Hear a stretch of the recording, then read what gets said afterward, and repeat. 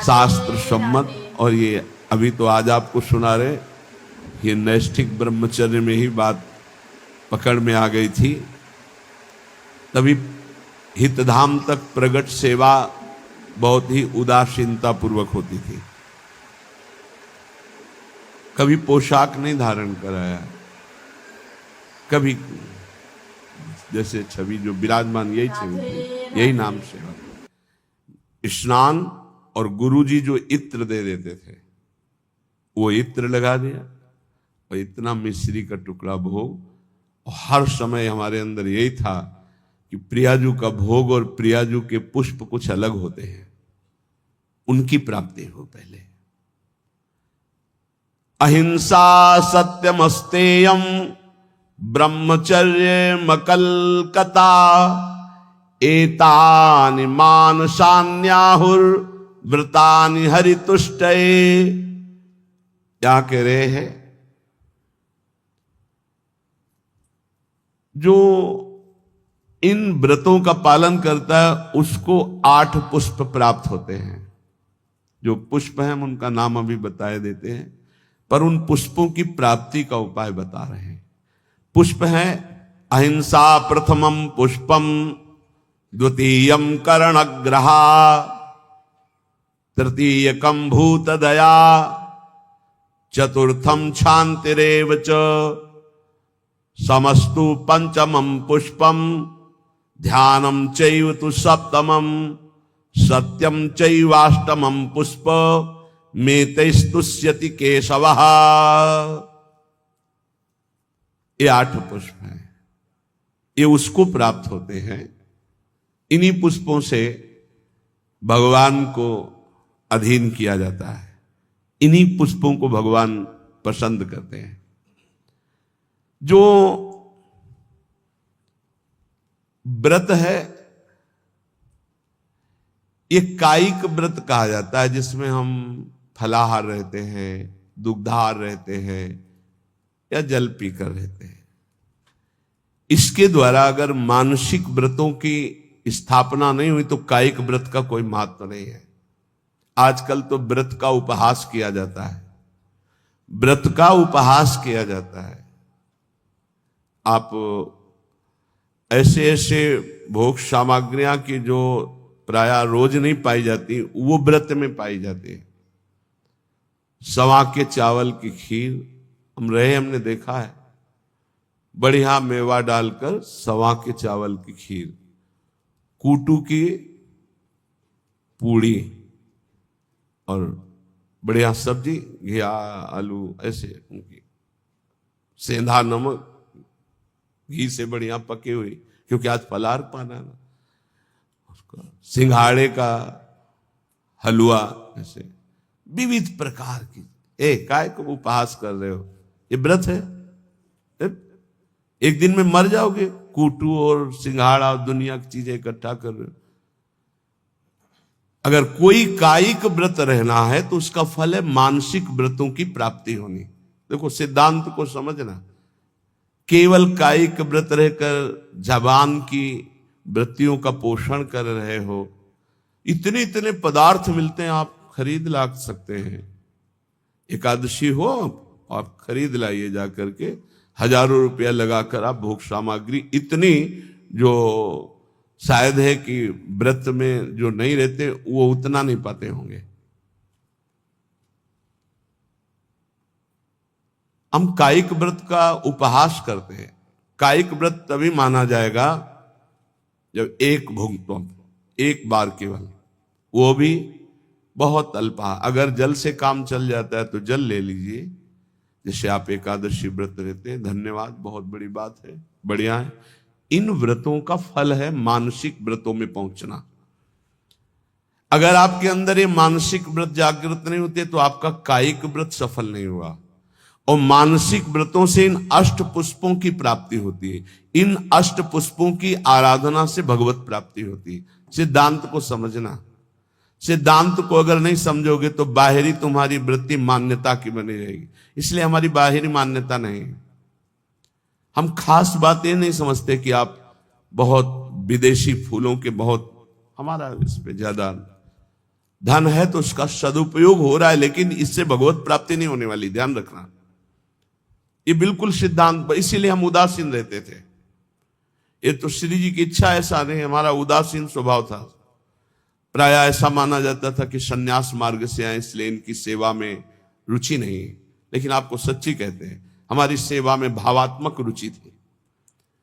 प्रगट में वस्तुएं नहीं, लेकिन हम जानते हैं गुरु कृपा से कि किन वस्तुओं से हमारी लाडली जो प्रसन्न होती है। ये मानसिक व्रत आने ही चाहिए कायिक व्रत से। अगर मानसिक व्रत नहीं आए तो कायिक व्रत का कोई महत्व नहीं रहा। इसीलिए साधन विविध सकाममति सब स्वार्थ सकल सबे जो अनीति, ज्ञान ध्यान व्रत कर्म जिते सब काहू में नहीं मोई प्रतीति। ये हमारा रस सिद्धांत है। ज्ञान ध्यान व्रत कर्म जिते सब काहू में नहीं मोई प्रतीति।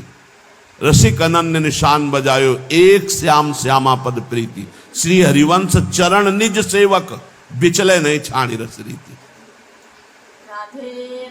अहिंसा सत्यमस्तेयम ब्रह्मचर्यम मकल्कता एतानि मासान्याहुर व्रतानि हरितुष्टये। हरितोष व्रत, प्राय इस शब्द को एकादशी से जोड़ा जाता है कि एकादशी हरितोष व्रत है, ऐसा भी माना ये, लेकिन कायिक व्रत है। यहां करें हरितुष्टये, बिल्कुल भगवान को प्रसन्न करने के लिए, जिसमें निश्चित प्रसन्न हो जाएंगे। कायिक व्रत का फल है मानसिक व्रत जागृत होना, मानसिक अहिंसा। वचन से शरीर से किसी को पीड़ा पहुंचाना ये तो बात दूर रही, मन से भी किसी को पीड़ा दंड देने की बात हम नहीं सोचेंगे। वाणी से तो बोलेंगे ही नहीं, ऐसी वाणी कभी नहीं बोलेंगे किसी को दुख लगे। शरीर से ऐसी कभी चेष्टा नहीं करेंगे किसी की हिंसा हो, किसी को दुख हो। मन से संकल्प प्राय सब लोग कर लेते हैं, भोगे गए नहीं। हमारा मानसिक व्रत खंडन हो जाएगा। ये बहुत बड़ा व्रत है, इससे भगवान की प्राप्ति होती है। अहिंसा परमो तपः, परम तपस्या है, परम व्रत है अहिंसा। मन से, वचन से, शरीर से, किसी भी तरह से किसी को दुख ना पहुंचाना अहिंसा है। हमको कोई दुख पहुंचाता है, हम उसे सह लेते हैं। वो आगे आएगा इसी प्रसंग में। ये बहुत अमृतमय वचन है। यही नैष्ठिक ब्रह्मचर्य में इन्हीं की शिक्षा हुई थी, गुरुजनों से इन्हीं की शिक्षा हुई। इसीलिए बाहरी बातों पर हमारा ज्यादा महत्व नहीं रहा कि अमुक वस्तु प्रभु को भोग लगानी है, अमुक वस्तु प्रभु को देनी, इस पर ज्यादा ध्यान नहीं रहा। ध्यान रहा कि प्रभु की प्रसन्नता होती इन आंतरिक महान लक्षणों से। अगर ये लक्षण नहीं होंगे तो बाहरी, फिर तो बड़े बड़े सेठ लोग, धनी मानी लोग प्रभु को रिझा लेंगे ना, क्योंकि उनके पास बहुत सी भोग सामग्री है। लेकिन कभी कदापि ऐसा नहीं पाया गया। प्रभु को रिझाने के लिए यही पाया गया। पहला है मानसिक व्रत अहिंसा, फिर दूसरा है सत्यम। सत्य कौन है? प्रभु सत्य है। भगवान को सत्य नारायण कहा गया, भगवान को सच्चिदानंद रूपाय, सच्चित आनंद रूपाय कहा गया।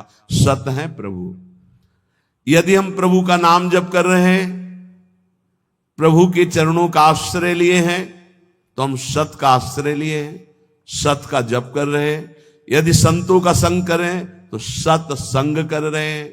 हमारे अंदर सत विचार हैं, हमारी सत क्रियाएं हैं, तो हमारी वाणी भी झूठ नहीं बोलनी चाहिए। सत भाषण है, सत संभाषण है, सत वार्ता है, वो सत है, वो सत्य है।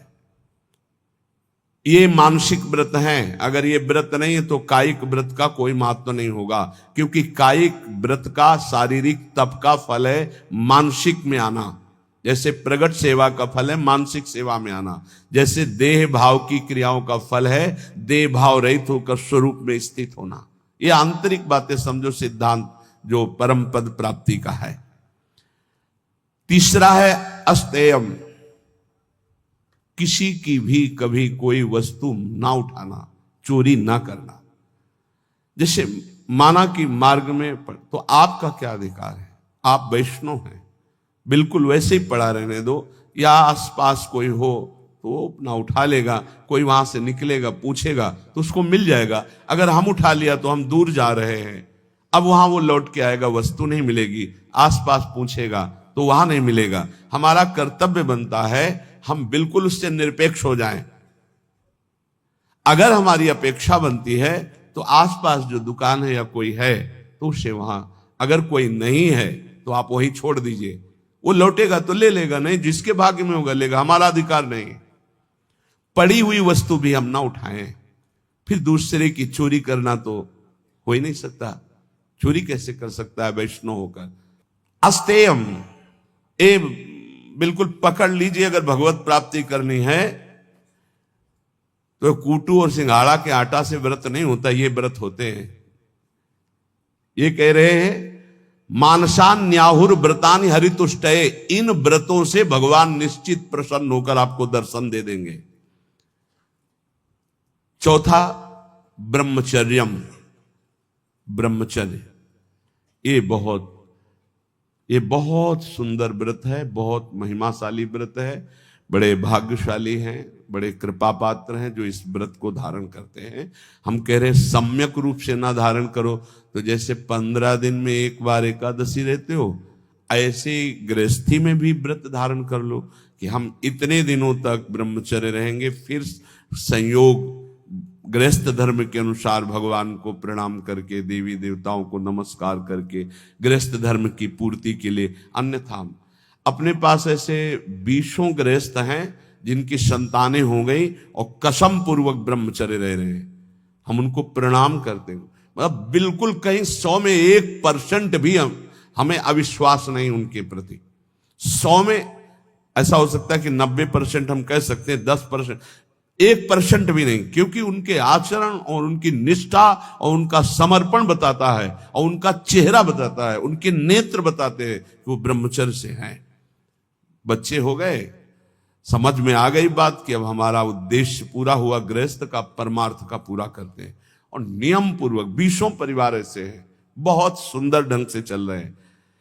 बड़ा मुश्किल होता है इस धर्म का पालन, ये जो मानसिक व्रत हैं बहुत मुश्किल के, और इन्हीं से भगवत प्राप्ति होती है। अहिंसा, मन वचन कर्म से किसी को भी पीड़ा या हिंसा न करना। देखो मच्छर का स्वभाव है वो खून पीता है, भगवान ने उसका स्वभाव बनाया है। हमारा कर्तव्य ऐसे करना नहीं है, हमारा कर्तव्य उसको निकाल देना है, उसको उड़ा देना है। अगर हमारे को बहुत परेशानी तो मच्छरदानी की रचना भगवान ने कर दी है, आप मच्छरदानी लगा लीजिए, आप उससे बचने की व्यवस्था कर लीजिए, उसको मारने का अधिकार नहीं। ये हम भागवत से बोल रहे हैं, श्रीमद् भागवत में जहां नरकों का वर्णन है वहां इसका वर्णन है कि जैसे बिच्छू है, सर्प है, मच्छर है, डांस है, खटमल है, इनका रचना ही भगवान ने किया है और इनका स्वभाव ही है। वो ये नहीं जानते कि मैं खून पी रहा हूं तो इसको पीड़ा होगी, नहीं। उसका आहार, जैसे हम गाजर, मूली, ये सब वस्तुएं पाते हैं बड़े स्वाद से, मुझे नहीं पता कि ये जीव है। ठीक जीव वैसे ही वो है जैसे अन्य जीवों में है भगवत चैतन्य शक्ति। आप देखो मूली है हरी भरी ऐसे, और उखाड़ लीजिए थोड़ी देर में वो मुरझा जाएगी, अर्थात वो जीव गया जो मूली में था, वो गया। अब वो जीवे जीव, आहार जीव बिना जीवे नहीं।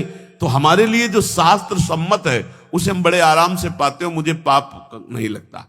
ऐसे ही जब मच्छर खून पीता है उसको ये नहीं लगता कि मैं किसी का खून पी रहा हूं, उसको लगता मैं अपना आहार ले रहा हूं। अब उस आहार लेने में हमको पीड़ा हो रही, इसलिए हम उसको हटा देते हैं, उसको उड़ा देते हैं, हो गया उसका तो काम एक ही में। वो उसको तो मारना अपराध हो जाएगा, ऐसे हुआ मर गया स्वाभाविक, वो बात अलग है। किसी भी जीव की हिंसा ना हो, यह भगवत प्राप्ति के लिए अत्यंत आवश्यक है।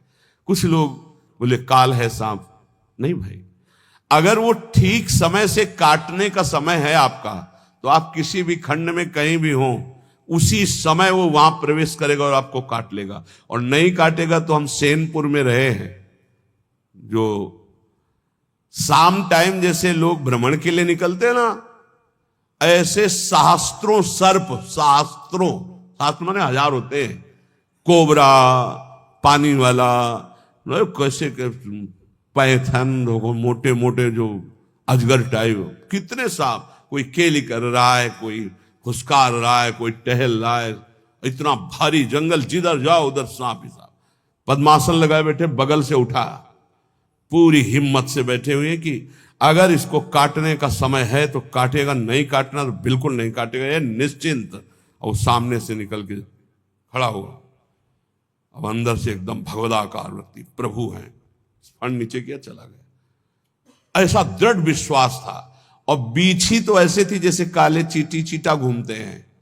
ये हम जब कभी कोई सैनपुर का आवे, तिवारीपुर गंगा के किनारे, तो पूछ लेना, वहां दोपहर के समय भले कोई गंगा नहाने चला जाए, नहीं वहां दिन में सुबह और शाम तो कोई जाता नहीं था, रात्रि में तो केवल 2 लोग रहते थे, एक सिद्ध पंजीरी बाबा और एक अपले वहां, तीसरा कोई। दोपहर के समय वहां भले कोई आ जाए, सुबह शाम वहां इन जीव जंतुओं की ऐसी बाहुल्यता, कभी भी ऐसे टच नहीं किया, कभी नहीं टच। और खूब ऐसे सांप, ये मत सोचो कि सांप दिखाई दिया मार डालो उसको, नहीं, यह अपराध है। आप उसका निवारण कर दीजिए। आपको डर लगता है निकाल। पूज्य श्री राधा बाबा गीता वाटिका में जहरीला सर्प निकला, बाबा ने कहा सुनो प्रभु, हम तो जान रहे हैं कि आप हैं, लेकिन और लोग नहीं जान रहे, अगर और लोग जान गए तो आपको परेशान करेंगे, हम रास्ता बना रहे हैं, आप यहां से निकल जाइए। ऐसे एक लकड़ी करके ऐसे ऐसे ऐसे सांप बिल्कुल उसी रास्ते से चला गया। वो भगवत भाव से देख रहे तो सांप भगवान है। अभी 10-12 वर्ष पहले की बात है, छोटी कुटिया में थे, तो हितधाम में जिसमें स्वामी शरण जी की कुटिया थी, उसमें एक संत रहते, वो 2 बजे रात्रि के हम उठ चुके थे, बाबा बाबा देखो कोबरा सांप आक्रमण कर रहा, हम तो अंदर थे, भाग आए, बिल्कुल हमका छेड़ना मत, अंदर गए, विशाल हाथ जोड़ा और कहा देखो आप जानते हो कि हम आपको कष्ट नहीं देंगे, हम ये बांस रख रहे हैं, लंबा बांस, आप इसमें लिपट जाओ, हम आपको बाहर कर दें। अगर ऐसा नहीं और ये उपद्रव करेंगे तो आपकी हानि हो जाएगी या आप किसी की हानि करेंगे। बांस रख, आप सत्य मानिए।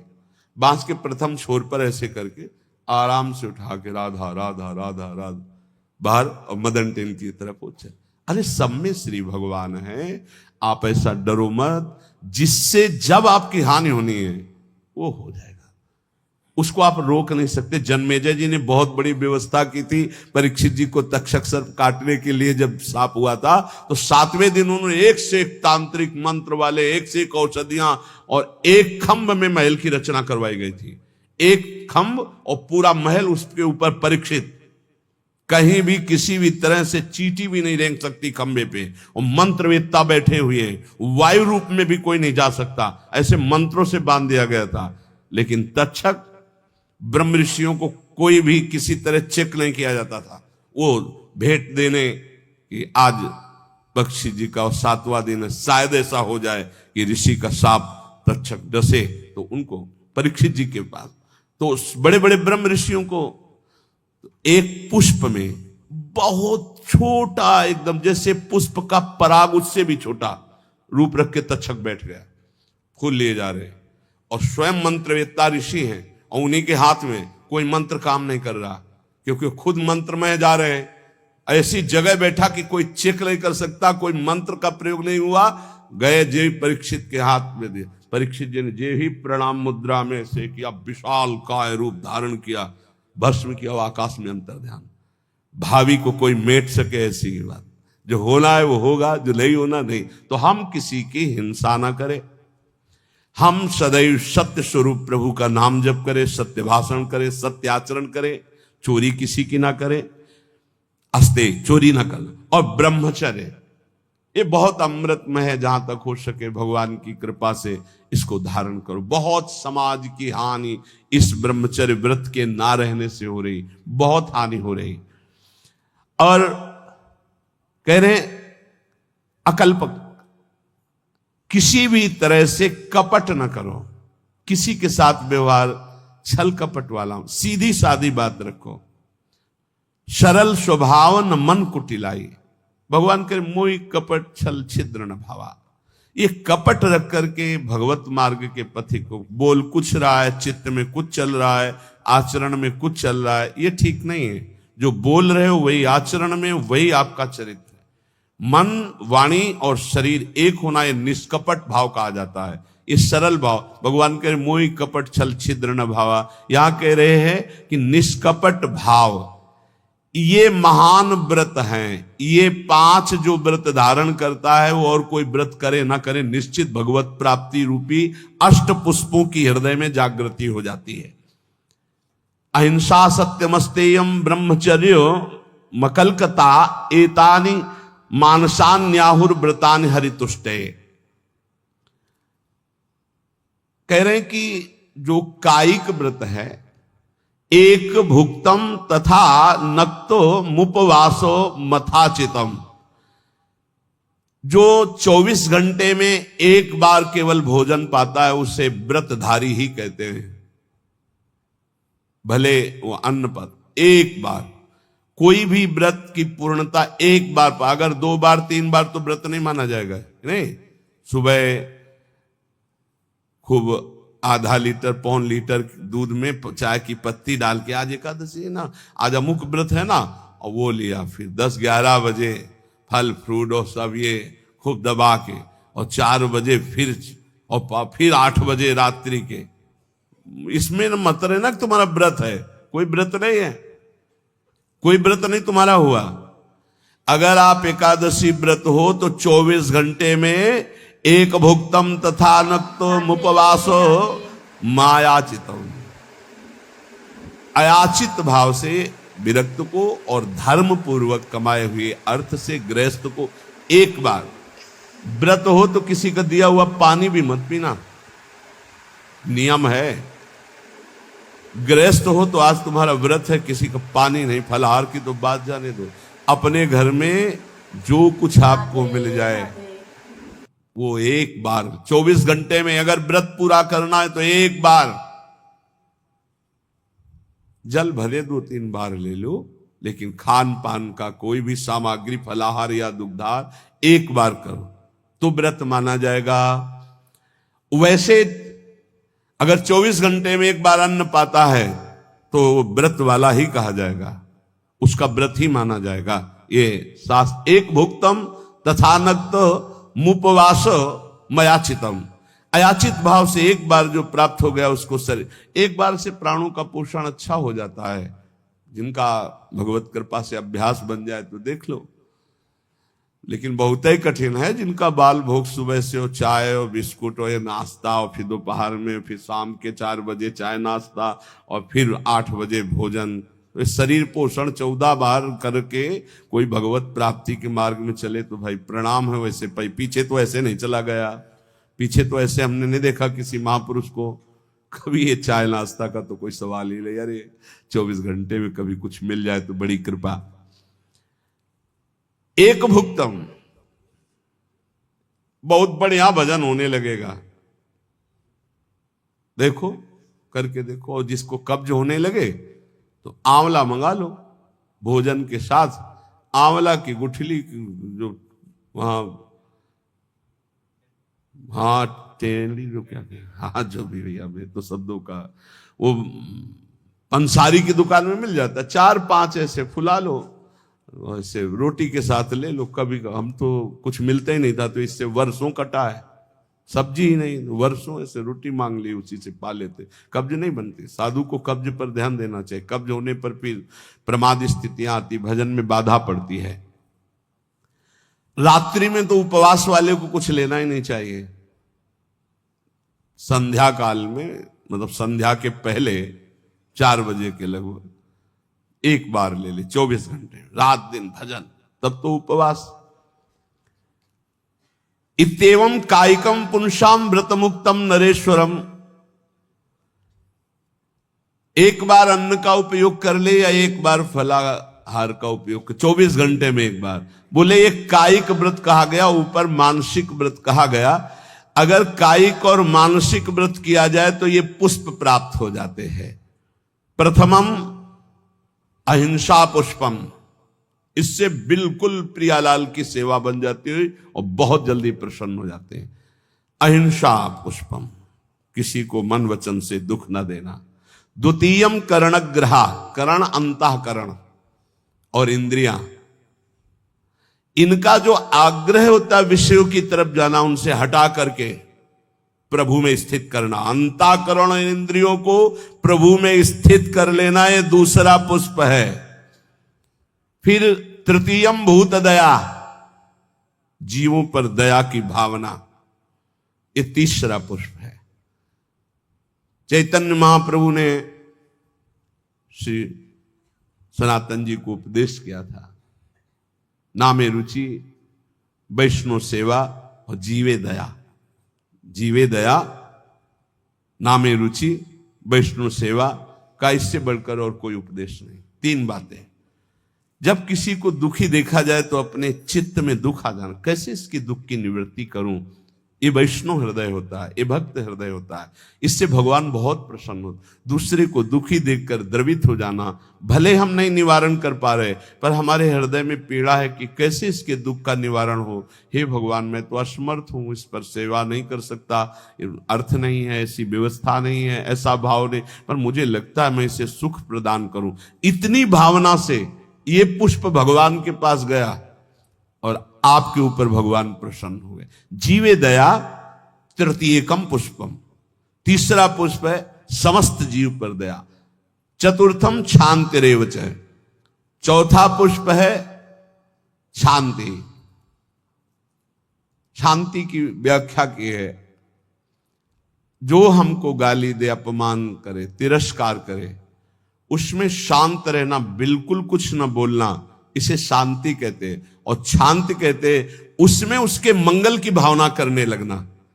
करत जे अनुसहन निंदक तिन्हों पे अनुग्रह की, हे भगवान इनका मंगल हो, इनको ज्ञान नहीं इसलिए निंदा कर रहे हैं, अपमान कर रहे हैं, तिरस्कार कर रहे हैं। हे नाथ, इनकी बुद्धि शुद्ध हो, ये स्वस्थ रहे, इनको कभी कोई शारीरिक मानसिक या वाचिक दंड ना पहुंचे। नाथ इन पर कृपा करो। ये हृदय में ये पुष्प, शांति रूपी पुष्प, ये भगवान को प्रसन्न कर लेता है।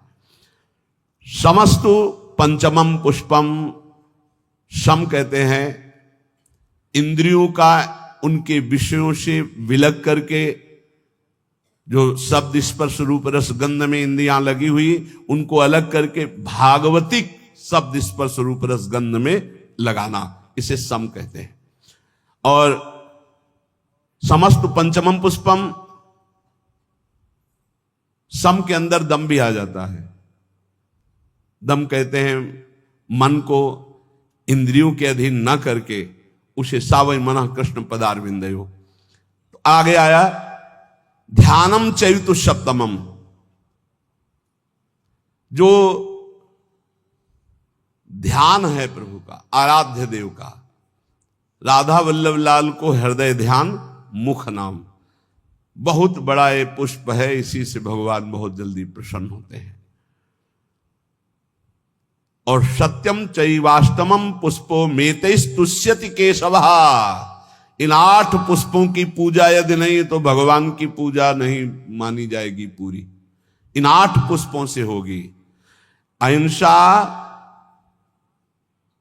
और अंतःकरण का वशीभूत होना, अर्थात अंतःकरण के अधीन न होकर उसे अपने अधीन करके भगवदाकार करना, जीवों पर दया करना, शांति, जो आपका अपमान करे उनका मंगल मनाना, शम, इंद्रियों को निर्विषय करके भगवदाकार करना, दम, मन को इंद्रियों की अधीनता से हटाकर प्रभु के चरणों के चिंतन में लगाना, ध्यान, अपने आराध्य देव के रूप का ध्यान करना, और 8वां सत्य, सत्य वचन बोलना, सत्य में स्थित रहना, सद आचरण करना, सत्संग करना, सद्भाव रखना। ये 8 पुष्प हैं एतैरेवाष्टभी पुष्पैस्तुष्यते चार्चितो हरि पुष्पांतराणि संतेव बाह्यनानि प्रसत्तम। यहां कह रहे इन पुष्पों द्वारा भगवान श्री कृष्ण को संतुष्ट किया जा सकता है, अन्यथा अन्य पुष्प जो बाहर, उनसे भगवान उतना प्रसन्न नहीं होंगे जितना इन 8 पुष्पों से होंगे। इसलिए भक्त को, प्रेमी को ये 8 पुष्पों द्वारा अपने आराध्य देव की पूजा करनी चाहिए। ये 5 महान व्रत बताए, अहिंसा, सत्यमास्तेय, ब्रह्मचर्य, मकलकता। राधे राधे। तो आपको ये वीडियो पसंद आया तो please like, share, comment, subscribe कीजिएगा। धन्यवाद। राधे राधे।